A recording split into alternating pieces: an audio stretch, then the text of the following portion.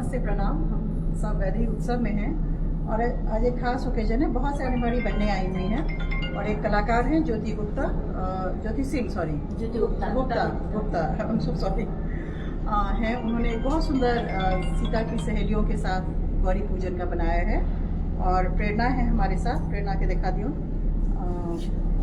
बहुत सुंदर उनका सीता परिछन जो उसके बारे में हम लोग बाद में बात करेंगे। अभी हम लोग यहाँ पे जो हमारी बहुत बहनें हैं, सखियाँ हैं, मैं उनको आकृति झा की एक खास पेंटिंग है और ये बहुत खास कलाकार भी हैं। और एक खास बात की जिक्र मैं करना चाहूँगी यहाँ पे कि इतनी यंग एज में आकृति के बीच के अंदर जो एक कॉन्फिडेंस है, बहुत ज़बरदस्त कॉन्फिडेंस है। She is very sure about her art, she is very sure about her concepts.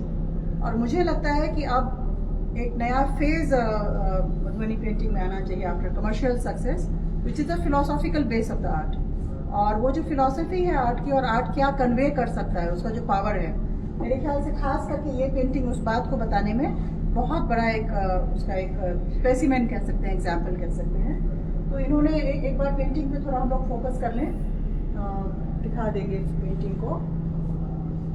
हम लोग देख रहे हैं कि यहाँ पे जो इसकी खास बात है, जो कलर का जिस तरीके से उन्होंने संयोजन किया, सिर्फ ब्लैक और पीले को, येलो को यूज़ किया है। और एक तो कलर का जो वो है वो थोड़ा सा भिन्न है। जो मधुबनी पेंटिंग में यूजुअली जो कलर इस्तेमाल होते हैं, बहुत एक स्प्लैश होता है कलर का, उसकी जगह इन्होंने सिर्फ जो है 2 कलर को चूज किया है। दूसरा एक अड़हुल का फूल है और इस वैदेही की जो लिप्स हैं, जो उनके ओठ हैं, वो नहीं है। सो ये जो है एक बेसिक इंट्रोडक्शन, बेसिक जो दिख रहा है, जो विजिबिलिटी है पेंटिंग की, वो दिख रही है। अब जो आकृति ने जो अपने शब्दों में कहा है, मैं उसको थोड़ा सा वर्बेटिम करना चाहूँगी कि वो कहती हैं कि इस पेंटिंग में मैंने दिखाया है जैसे मैं सीता को समझती हूँ, जो मिथिला की एक वॉरियर बेटी हैं। और I have portrayed her as a warrior, strong woman.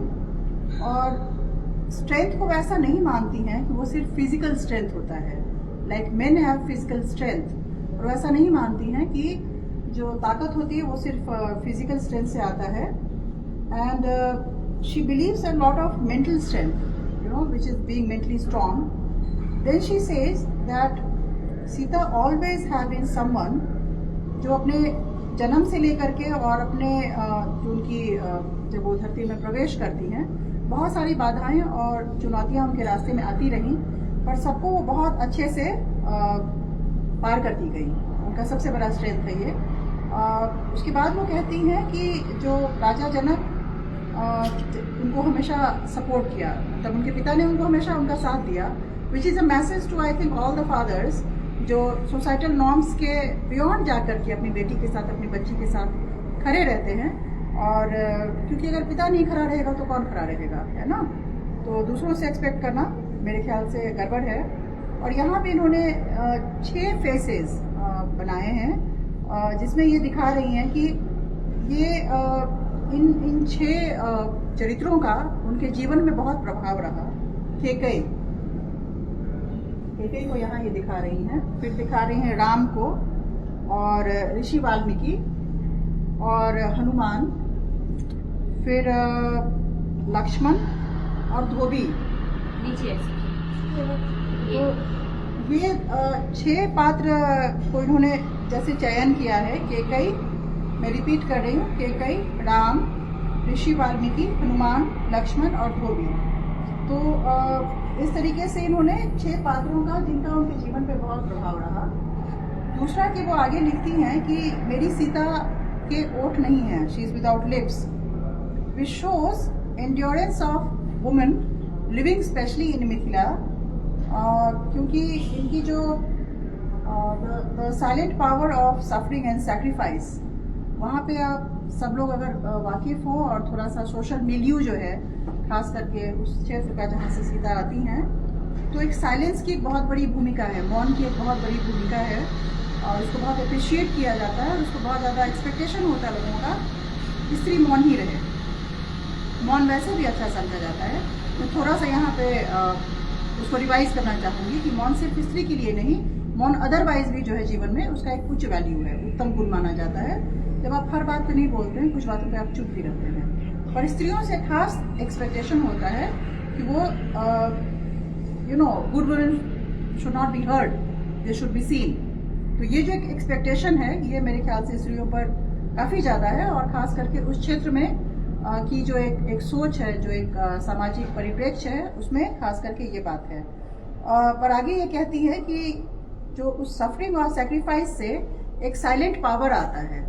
जब मौन तो है आप, या फिर आप मौन हैं, या फिर आपको मौन करा दिया गया है, पर उससे जो एक शक्ति जो आती है वह बहुत बड़ी एक शक्ति है, साइलेंट स्ट्रेंथ जिसको वो कहती हैं। और कह रही हैं कि आज के समय में, कंटेम्प्रेरी टाइम्स में, पेशेंस और जो इंटीग्रिटी है उनके कैरेक्टर की, वो बहुत बड़ी ताकत है, जो साधारण औरतों के लिए, हम तमाम औरतों के लिए, स्त्रियों के लिए एक बहुत बड़ी शक्ति बन करके सामने आ सकती है, जो सैक्रिफाइस और हमारा जो मेंटल स्ट्रेंथ है, दो चीज़ों से निकलता है, और जिसमें अल्टीमेटली हम मौन तो होते हैं, और उस वो मौन हमें ताकतवर बनाता है। मेरे ख्याल से अगर आप कॉन्सेप्चुअली इस पेंटिंग को देखा जाए या समझा जाए, तो एक एक्सेप्शनल अंडरस्टैंडिंग है मेरे ख्याल से मौन की, क्योंकि मौन को मुखरता ही जो है वो सब कुछ है। जो वॉइस है, raising voice has a lot of credential in today's world, fine, but the way this young woman has looked at silence is something incredible, and it's totally her own idea, totally her own colour combination, choices, idea, execution is completely Akriti is her own. She is only artist, or I think she is one of the artists who had told me that let me paint my Vaidehi myself. आपको अगर अच्छा नहीं लगे तो आप उसको exhibition में शामिल मत कीजिएगा। और अब मैं कहती हूँ कि आकृति के बिना अगर ये पेंटिंग नहीं होती, हम इसको किसी भी कारण से हम शामिल नहीं कर पाते, तो शायद वैदेही एग्जीबिशन वैसा नहीं होता जैसा आज है। सो उस आर्टिस्ट को, उसके इस काम को lots of respect and lots of I think best wishes to the artist। तो ऐसे ही काम करती रहें और ऐसे ही करती रहें। Let me decide for myself, I can do it, fine। So I think lot of I think appreciation, और आशा करती हूँ कि ये पेंटिंग समझाने में आप लोगों को सफल रही है। Thank you so much।